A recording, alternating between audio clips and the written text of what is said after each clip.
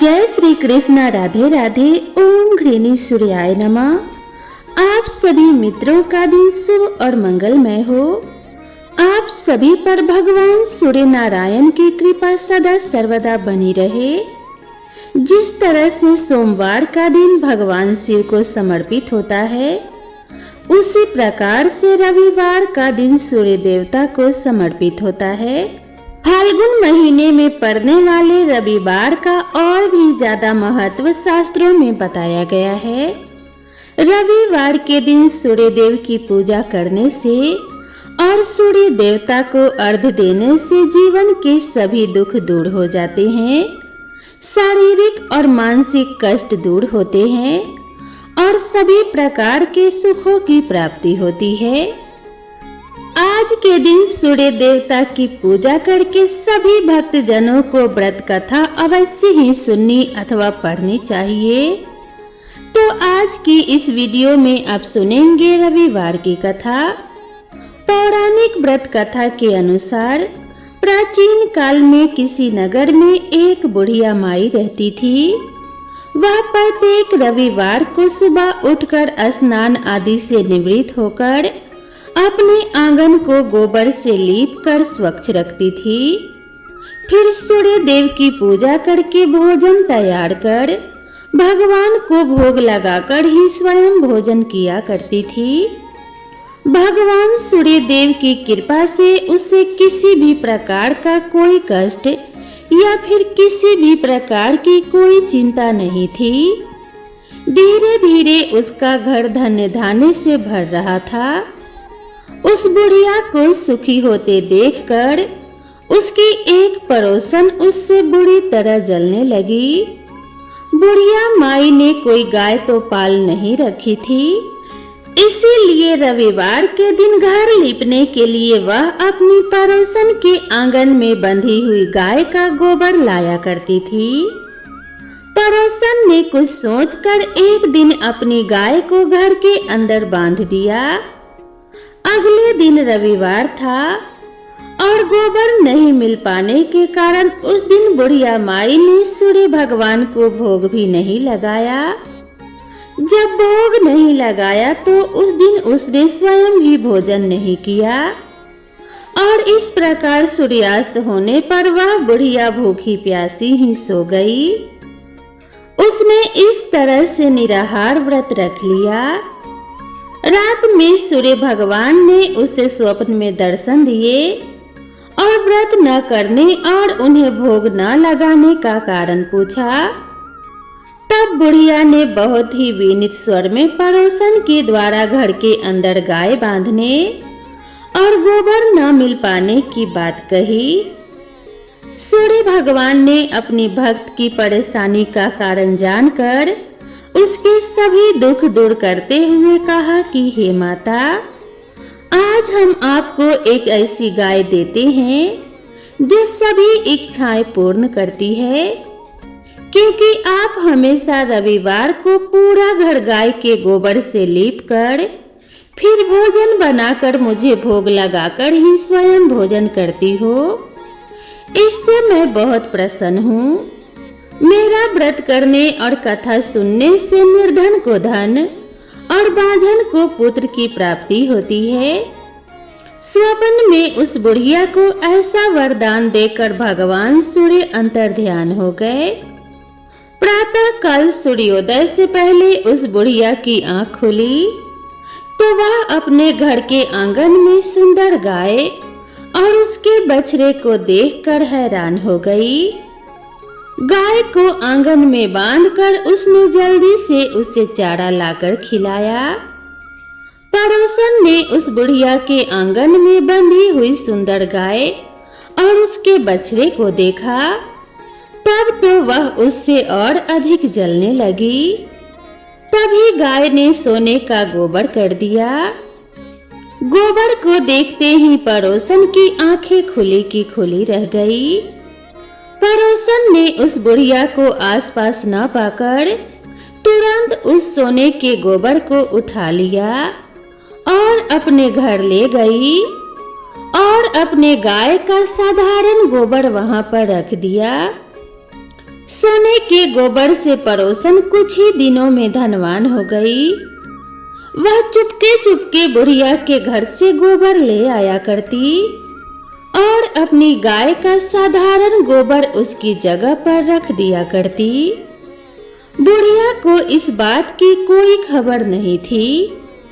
गाय प्रतिदिन सूर्योदय से पहले ही सोने का गोबर किया करती थी और बुढ़िया के उठने से पहले ही वह चालाक पड़ोसन उस गोबर को उठाकर ले जाती थी।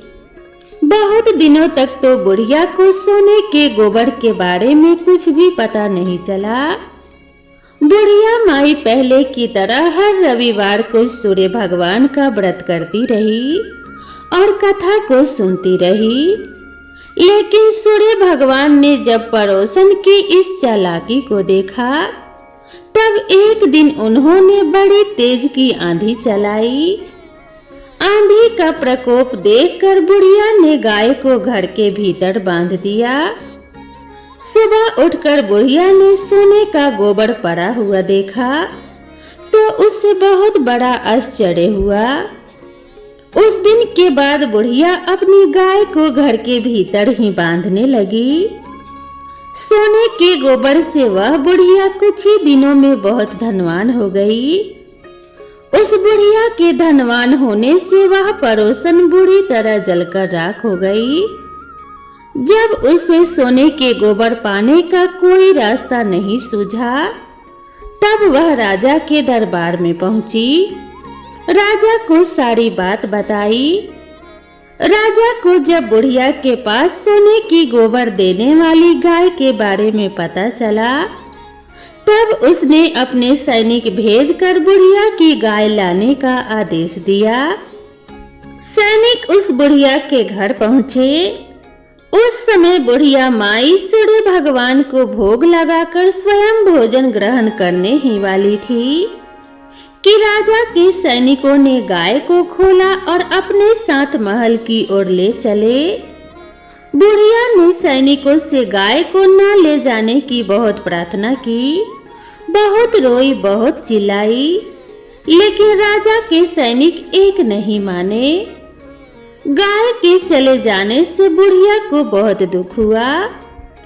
उस दिन मारे दुख के उसने कुछ भी नहीं खाया और सारी रात सूर्य भगवान से गाय को पुनः प्राप्त करने की प्रार्थना करने लगी। दूसरी ओर राजा को गाय को देखकर बहुत खुशी हुई, लेकिन अगले दिन जैसे ही सुबह राजा उठा, सारा महल गोबर से भरा हुआ देखकर घबरा गया। उसी रात सूर्य भगवान ने उसके स्वप्न में आकर कहा कि हे राजन, यह गाय उस बुढ़िया को लौटा देने से ही तुम्हारा भला होगा। रविवार के व्रत से प्रसन्न होकर ही उसे मैंने यह गाय भेंट स्वरूप दी है। सुबह होते ही राजा ने उस बुढ़िया को महल में बुलाकर बहुत से धन के साथ सम्मानित किया और सम्मान सहित गाय लौटा दिया और अपनी इस गलती के लिए बुढ़िया माई से क्षमा भी मांगी। इसके बाद राजा ने पड़ोसन को दंड दिया। इतना करने के बाद राजा के महल से गंदगी दूर हो गई और उसी दिन राज्य में राजा ने घोषणा कराई कि सभी स्त्री पुरुष रविवार का व्रत किया करें। रविवार का व्रत करने से सभी लोगों के घर धन्य धान्य से भर गए। चारों ओर खुशहाली ही खुशहाली छा गई। जिन्हें शारीरिक कष्ट था, उनके सभी शारीरिक कष्ट भी दूर हो गए। इस प्रकार समस्त नगर को सूर्य देव की कृपा प्राप्त हो गई। इसीलिए हर रविवार के दिन जो भी भक्त सच्चे मन से सूर्य देवता की पूजा करके उनका व्रत एवं उपवास रखता है और इस कथा को पढ़ता या फिर दूसरों को सुनाता है, सूर्य देव की कृपा से उसके सभी कष्ट दूर हो जाते हैं। यदि व्रत न भी रख पाए तो भी सुबह सूर्य देव को अर्घ्य देकर सूर्य देव की पूजा करके इस कथा को पढ़ना अथवा सुनना चाहिए और अंत में प्रेम से सूर्य भगवान का जयकारा बोलना चाहिए। बोलिए सूर्य नारायण भगवान की जय। अब आइए श्रवण करते हैं सूर्य देव की दूसरी कथा, जिसे सुनने मात्र से घर में सुख समृद्धि का वास होता है और सभी मनोकामनाओं की पूर्ति होती है। तो चलिए इस कथा को प्रेम पूर्वक श्रवण करते हैं। देवलोक के शिल्पकार विश्वकर्मा की एक पुत्री थी जिनका नाम था संज्ञा। वह दिन भर तपती धूप में खेला करती थी। सूर्य की तेज किरणों का जैसे उन पर कोई असर ही नहीं होता था। संज्ञा जब बड़ी हुई तो एक दिन विश्वकर्मा और उनकी पत्नी ने संज्ञा को बड़े मुग्ध भाव से सूर्य को निहारते हुए देखा। यह देखकर विश्वकर्मा बोले कि देवी, ऐसा लगता है हमारी बेटी सूर्य पर मोहित हो गई है। देख रही हो कितने मुग्ध भाव से सूर्य की ओर देखे जा रही है। मुझे भी ऐसा ही लगता है स्वामी, विश्वकर्मा की पत्नी ने कहा। सूर्य के सौंदर्य के प्रति संज्ञा का आकर्षण उनकी आयु के साथ बढ़ता ही गया। एक दिन विश्वकर्मा ने संज्ञा को अपने साथ हाथी पर बैठाकर सैर को निकले। अपनी पुत्री को सूर्य की ओर निहारते देख उन्होंने पूछा, बेटी अब तुम छोटी नहीं रही, सोचता हूँ जल्दी ही तुम्हारा विवाह कर दूं। बताओ किस देव को तुम चाहती हो? पिताजी, आकाश में सूर्य से बढ़कर कोई तेजस्वी नहीं है, संज्ञा ने उत्तर दिया। ठीक है, हम सूर्य के साथ ही तुम्हारा विवाह करा देते हैं, विश्वकर्मा बोले और अपनी पुत्री को लेकर सूर्य के पास पहुँचे। उन्होंने अपनी पुत्री की इच्छा सूर्य देव को बताई तो उन्होंने उनका प्रस्ताव सहर्ष स्वीकार कर लिया और बोले, आपकी पुत्री मेरे साथ विवाह करना चाहती है। यह मेरे लिए सौभाग्य की बात है, पर इनसे यह तो पूछ लीजिए कि क्या ये मेरा ताप भी सहन कर पाएगी। विश्वकर्मा संज्ञा को एक ओर ले गए और कहा, सूर्य देव का उत्तर तुमने सुन लिया बेटी, अब बताओ सहन कर लोगी हर ऋतु में उनका ताप? हाँ पिताजी, संज्ञा ने बड़े विश्वास के साथ कहा। कुछ ही दिन बाद संज्ञा का विवाह सूर्य देव के साथ हो गया।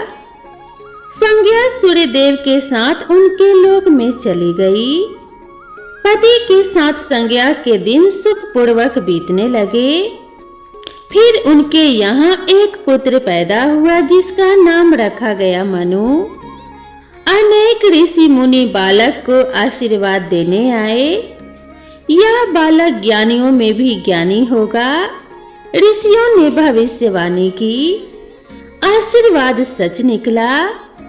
जब वह कुछ बड़ा हुआ तो ऋषि मुनियों से शिक्षा ग्रहण करने लगा। सूर्य देव और संज्ञा को अपने बेटे पर बड़ा गर्व था। वे बहुत ही प्रेम से अपने बेटे का लालन पालन करते थे। अचानक एक बार ग्रीष्म ऋतु में सूर्य की किरणें बहुत ही प्रखर हो गई। उनका तेज अपनी चरम सीमा पर जा पहुंचा। संज्ञा की चमड़ी झुलसने लगी। सूर्यदेव ने उन्हें अपने पास बुलाया तो वह अपनी आंखों पर हाथ रखकर उनके पास पहुंची। सूर्यदेव बोले, संज्ञा मेरी ओर देखो, तुमने अपनी आंखें क्यों ढक ली है? नेत्र खोलो और मेरी ओर देखो, मैं तुम्हारा पति हूँ। स्वामी, आपके ताप से मेरी आंखें खुल नहीं पा रही, संज्ञा ने उत्तर दिया। इसका तो अर्थ यह हुआ कि तुम मुझे अपने से दूर कर रही हो। विवाह के पूर्व मैंने तुमसे पूछा भी था कि क्या तुम मेरा ताप सहन कर पाओगी। तुम्हारी सहमति पाकर ही मैंने तुम्हारे साथ विवाह करना स्वीकार किया था, लेकिन अब तुम अपने वचन से मुकर रही हो। सूर्यदेव ने कुछ क्रोधित होते हुए कहा, स्वामी, इसमें मेरा कोई दोष नहीं, संज्ञा बोली। आपका ताप ही इतना प्रखर है। सूर्यदेव और भी कुपित हो उठे और बोले, सुनो संज्ञा, प्राणवान वस्तुओं को जीवित रखने वाला मैं ही हूँ, परंतु तुमने मेरी ओर से आंखें बंद कर ली है। अतः तुम्हारे गर्भ से जो भी बालक उत्पन्न होगा वह यम होगा। यम अर्थात मृत्यु का देवता। संज्ञा वहां से भाग जाना चाहती थी, लेकिन बच्चों का मोह उन्हें विवश किए हुए था। संज्ञा की एक सहचरी थी, उसका नाम था छाया, जो हूबहू संज्ञा की ही प्रतिलिपि थी। संज्ञा ने इस विषय में छाया से मदद लेने का निश्चय किया। संज्ञा ने छाया को बुलाया और अपनी समस्या बताई। संज्ञा की बातें सुनकर छाया बोली, मुझे क्या करना होगा? संज्ञा ने कहा, तुम संज्ञा बनकर मेरे पति के पास जाओ और उनकी पत्नी और मेरे बच्चों की मां बनकर वहीं रहो। छाया ने कहा, उन्होंने मुझसे पूछताछ की तो मैं क्या कहूंगी? संज्ञा ने कहा, कह देना कि मैं संज्ञा हूँ, परंतु भेद मत खोलना। छाया ने कहा, मैं यह सब करूंगी, लेकिन मेरी भी एक शर्त है। सूर्यदेव कभी मुझ पर बिगड़े या शाप देने लगे तो मैं सारा भेद खोल दूंगी। संज्ञा ने कहा कि ठीक है छाया, अब जाओ और मेरे बच्चों को संभालो। तुमने मुझे बहुत ही कठिन काम सौंपा है संज्ञा, फिर भी मैं भरसक प्रयत्न करूंगी। छाया बोली और वहां से चली गई। उसके जाने के बाद संज्ञा सोचने लगी, मैं मायके चली जाती हूँ, माँ और पिताजी मुझे देखकर प्रसन्न होंगे, मैं कुछ ही दिन वहां रहूंगी। परंतु पिताजी कहेंगे, स्त्री की शोभा पति के घर में रहने में ही है। ऐसे ही विचारों में उलझी संज्ञा मायके को चल पड़ी। रास्ते में उसके मस्तिष्क में उलझने टकराने लगी। वह सोचने लगी, पिताजी जब मुझे लौट जाने को कहेंगे तब मैं जंगल चली जाऊंगी। कुछ समय बाद संज्ञा अपने मायके पहुंची। पिता ने उसका बड़ा सत्कार किया और बोले, बेटी आओ, सब कुछ कुशल मंगल तो है ना? नहीं पिताजी, आपने ठीक ही कहा था। ग्रीष्म ऋतु में मैं सूर्यदेव का ताप सहन न कर सकी, कुछ दिन वहां सुख से रही। एक दिन पिता ने उससे कहा, संज्ञा, तुम्हारे आने से मुझे बड़ा हर्ष हुआ है, परंतु विवाह हो जाने के बाद स्त्री को मायके में अधिक समय तक नहीं रहना चाहिए। अब तुम अपने पति के घर जाओ, फिर कभी हमसे मिलने आना। तुम मुझे बहुत प्यारी हो, किंतु पति का घर ही स्त्री का घर होता है। यही मैंने सोचा था, संज्ञा मन ही मन बोली और एक रात चुपचाप पिता का घर छोड़कर जंगल में चली गई। वह सोचने लगी कि मैं सूर्य के सामने नहीं जा सकती, इसीलिए घोड़ी बन जाती हूँ। उस रूप में मुझे कोई भी पहचान नहीं पाएगा। घोड़ी का रूप धारण कर संज्ञा तपस्या करने लगी, सूर्य के ताप की शक्ति को कम करने के लिए। उधर छाया ने सूर्य के यहाँ जाकर संज्ञा का स्थान ले लिया था। सूर्यदेव ने उसे ही संज्ञा समझा। वे बोले, तुम लौट आई मेरे पास, क्षमा कर दो स्वामी, मैंने अपनी दुर्बलता को जीत लिया है। छाया खेद भरे स्वर में बोली। सूर्यदेव ने कहा, संज्ञा, मैंने तो कब का तुम्हें क्षमा कर दिया है, अब घर की जिम्मेदारी संभालो, बच्चों का लालन पालन करो।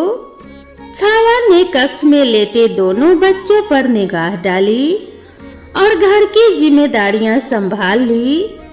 छाया इस घर में सुखी थी। वह प्रायः सोचा करती, बेचारी संज्ञा, कितना अच्छा घर त्यागना पड़ा उसे, क्या वह कभी नहीं लौटेगी? कुछ समय बीतने के बाद छाया को एक पुत्र हुआ। पुत्र पैदा होने के बाद वह कुछ चिंतित रहने लगी और मन ही मन विचार करने लगी कि यह मुझे भूलना नहीं चाहिए कि मैं संज्ञा की छाया ही हूँ। छाया ने एक पुत्र और पुत्री को जन्म दिया। अब छाया का व्यवहार बदलने लगा। वह अपने बच्चों से तो प्यार करती थी, लेकिन संज्ञा के बच्चों को ताड़ने और उनके साथ दुर्व्यवहार करने लगी। मनु ने तो भी माता के व्यवहार को नजरअंदाज कर दिया, लेकिन यम को छाया का व्यवहार खटकता रहा। माता छाया का यमुना बहन के साथ ऐसा व्यवहार करना उचित नहीं। वह अपने बच्चों के साथ तो कितना अच्छा व्यवहार करती है, परंतु हम भाई बहन से नफरत करती है। एक दिन तो हद ही हो गई। छाया ने यमुना के बाल पकड़े और उसे डंडे से पीटते हुए बोली कि तुम लोग मरते भी तो नहीं, मर जाओ तो मेरा पीछा छूटे। जब छाया देर तक यमुना को पीटती रही तो यम से रहा नहीं गया। उसने जाकर छाया का हाथ पकड़ लिया और गुस्से से बोला, बस माता, अब तुमने यमुना पर हाथ उठाया तो मुझसे बुरा कोई नहीं होगा। अच्छा, तेरी यह हिम्मत मुझे धमकी देता है। ठहर, आज मैं तेरे पिता से इसकी शिकायत करूंगी। छाया क्रोध से सिहर उठी। छाया ने तो इस डर से सूर्य देव से शिकायत नहीं की कि कहीं उसका भेद उजागर न हो जाए, लेकिन यम और यमुना ने तंग आकर अपने पिता से उसकी शिकायत अवश्य कर दी। पिताजी, यह स्त्री हमारी माँ नहीं है। यम ने कहा, हाँ पिताजी, पुत्र माता से विमुख हो सकता है, परंतु माता की ममता कभी कम नहीं होती। यमुना भी बोल उठी, मैं देख लूंगा, तुम दोनों जाओ, डरो नहीं, सब ठीक हो जाएगा। ऐसा कहकर सूर्यदेव ने बच्चों को धैर्य बंधाया, लेकिन बच्चों के जाते ही वे सोच में पड़ गए। बच्चे ठीक कहते हैं, यह अवश्य ही कोई मायाविनी है। सूर्यदेव गुस्से में भरकर छाया के पास पहुंचे और उसके केस पकड़कर झकझोरते हुए बोले, सच बताओ, तुम कौन हो? अन्यथा मैं तुम्हें कठोर दंड दूंगा। ठहरिए स्वामी। भय से कांपती छाया बोली, मैं संज्ञा की छाया हूँ। वह आपकी देखभाल का भार किसी को सौंपे बिना नहीं जाना चाहती थी, इसीलिए उसने मुझे आपके पास भेज दिया। वह कहाँ गई है? सूर्यदेव ने पूछा। छाया ने कहा, अपने पिता के यहाँ। सूर्यदेव सीधे विश्वकर्मा के पास पहुंचे और उनसे पूछा, संज्ञा कहाँ है? वह तुम्हारे तेज से बचने के लिए यहाँ आई थी, विश्वकर्मा ने बताया। अब वह कहाँ है? मन में ध्यान करके पता किया कि उसने घोड़ी का रूप ले लिया है। वह जंगल में घूमती रहती है और तुम्हारे तेज को घटाने के लिए तपस्या कर रही है। यह सभी बातें विश्वकर्मा ने सूर्यदेव को बताई। तो आप मेरा तेज घटा दीजिए, फिर उसे खोजने के लिए चलते हैं, सूर्यदेव बोले। विश्वकर्मा ने सूर्यदेव का तेज का 8वां भाग छांट दिया, जिससे उनका तेज घट गया। फिर वे संज्ञा को खोजने निकले। उन्होंने राहगीरों से पूछताछ की कि तुमने इधर कोई घोड़ी देखी है? हाँ, एक विलक्षण घोड़ी को हमने नदी के पास विचरते देखा है। राहगीरों ने बताया, उसमें विलक्षण क्या बात है? वह घोड़ी मानवीय भाषा में बोलती है। देव राहगीरों ने उत्तर दिया, तब तो वह अवश्य ही संज्ञा होगी, सूर्यदेव बोले। सूर्य घोड़ी के निकट पहुंचे और कहा, संज्ञा, मैं सूर्य हूँ, तुम्हारा पति। अब तुम यह घोड़ी का रूप त्याग दो। जब तक मेरी मनोकामना पूरी नहीं होगी, मैं यह रूप नहीं त्यागूंगी। घोड़ी बनी संज्ञा ने उत्तर दिया, तुम्हारी मनोकामना तो पूरी भी हो गई। सूर्यदेव ने कहा, सूर्यदेव ठीक कहते हैं बेटी। विश्वकर्मा बोले, मैंने इनके तेज का 8वां भाग कम कर दिया है। पिता से आश्वासन पाकर संज्ञा ने अपना घोड़ी वाला रूप त्याग दिया और अपने स्वाभाविक रूप में आ गई। वह हर्ष और विभोर से अपने पिता से लिपट गई और फूट फूट कर रोने लगी। फिर संज्ञा ने झुककर सूर्यदेव के पांव छुए और पूछा, स्वामी, हमारे बच्चे तो सकुशल हैं ना? हाँ, दोनों बच्चे ठीक हैं। मनु, यम और यमुना को अब फिर से माँ मिल जाएगी। सूर्यदेव ने मुस्कुराकर कहा, मैं अब कभी भी अपना घर त्याग कर नहीं जाऊंगी। संज्ञा बोली, आप छाया को क्षमा कर देना और अपने साथ ही रखना।